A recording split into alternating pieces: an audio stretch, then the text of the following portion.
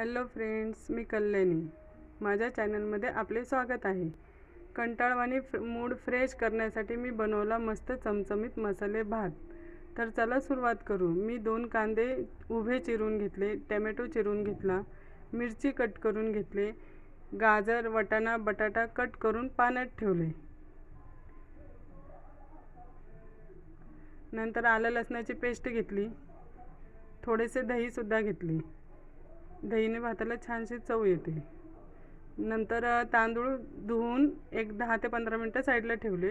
एक कुकर घेतला. कुकरमध्ये तेल गरम करून त्यामध्ये मिरची, जिरं, तेजपत्ता आणि कांदा छानपैकी परतून घेतला. कांदा हा मऊसर परतून घ्यायचा, म्हणजे भातामध्ये ते कचकच लागत नाही.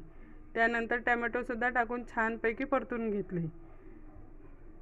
मग आपण जे साईडला ठेवले होते वाटाणा, गाजर आणि बटाटा ते टाकायचे आणि छानपैकी पुन्हा एकदा छानसे परतून घ्यायचे.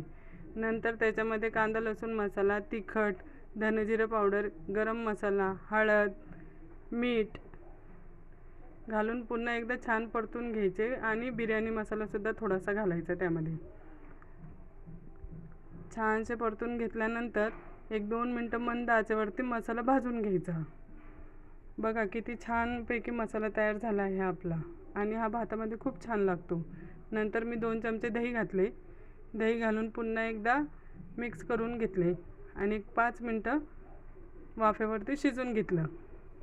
पूर्ण पदार्थ छानपैकी शिजल्यानंतर मी त्यामध्ये आपण जे साईडला ठेवलेले तांदूळ होते ते तांदूळ घातले आणि पुन्हा एकदा मिक्स करून घेतले. नंतर जितके तांदूळ आहेत त्याचे 1.5 पाणी गरम करून घ्यायचे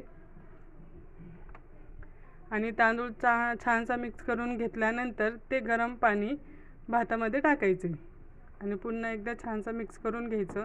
1-2 मिनटं सोडायचं. बघा किती छानपैकी कट पण आला आहे त्याला.